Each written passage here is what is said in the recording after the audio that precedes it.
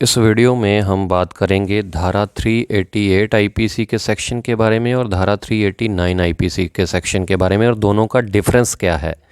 मतलब दोनों जो धाराएं हैं 388 और 389 ये आपस में काफ़ी मिलती जुलती हैं और इनके कंटेंट भी बहुत सेम हैं। इनमें जो डिफरेंस है वही बात करेंगे कि अलग क्या है इन दोनों में। अब बात कर लेते हैं कि सबसे पहले ये धारा 388 और 389 कब लगती हैं। देखिए ये लगती हैं एक्सटॉर्शन के ऊपर। एक्सटॉर्शन का मतलब होता है पैसे वसूल करने, किसी को डरा धमका कर, किसी को ब्लैकमेल करके पैसे वसूलने। और इन दोनों धाराओं में जो पैसे वसूले जाते हैं वो वसूले जाते हैं किसी व्यक्ति को डराने के कारण कि उसको इस तरीके से कोई डराता है कि मैं तुझे एक ऐसे केस में फंसा दूंगा जिसकी सज़ा मौत की होती है या जिसमें उम्र कैद हो जाएगी तुझे, या फिर जिसमें तुझे कम से कम 10 साल तक की सज़ा हो जाएगी। मतलब ये 3 पॉइंट हैं। इन तीनों पॉइंटों में मतलब कहने का ये है कि कोई ए नाम का व्यक्ति किसी बी नाम के व्यक्ति को डराता है कि मैं तुझे किसी ऐसे केस में फंसा दूंगा जिससे तुझे उम्र कैद हो जाएगी या तुझे फांसी की सज़ा हो जाएगी या तुझे कम से कम 10 साल तक की सज़ा हो जाएगी, नहीं तो मुझे पैसे दे। तो वो डर के कारण पैसे दे देता है, तो इसको बोला जाता है एक्सटॉर्शन। और तब धारा लगती है 388 या 389। अब दोनों में डिफरेंस क्या है? डिफरेंस इन दोनों में ये है कि जब कोई डरा धमका कर पैसे मांगता है, पैसे वसूलता है, तो जब तो पैसे मिल जाते हैं, जब ए नाम का व्यक्ति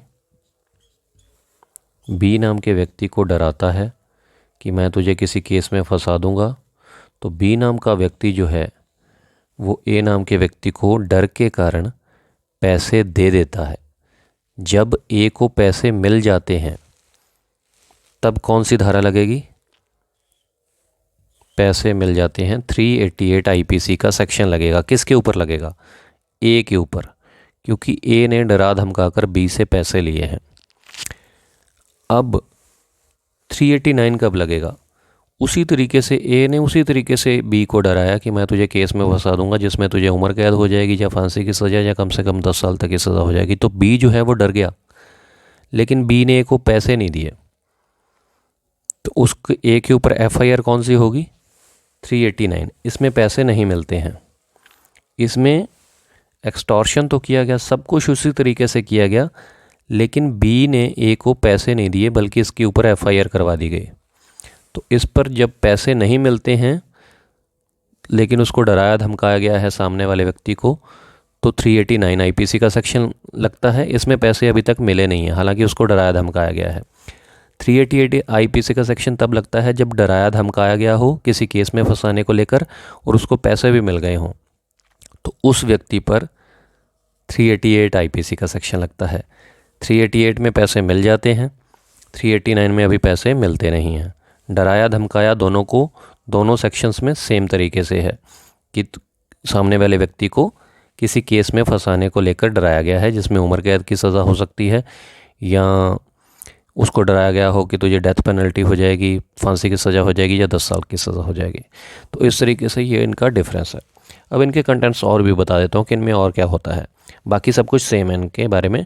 ये डिफरेंस जो था वो मैंने आपको बता दिया है, बाकी और पॉइंट मैं बता देता हूँ दोनों के बारे में। तो अब ये आपको मैं उनके कंटेंट्स बता देता हूँ। देखिए हमारे एक यूज़र हैं आई एम एनिमी करके उनका जो है आईडी है, उन्होंने मुझसे पूछा था कि 388 आईपीसी के सेक्शन और 389 आईपीसी के सेक्शन में डिफरेंस क्या है, इसी के लिए ये वीडियो बनाई जा रही है।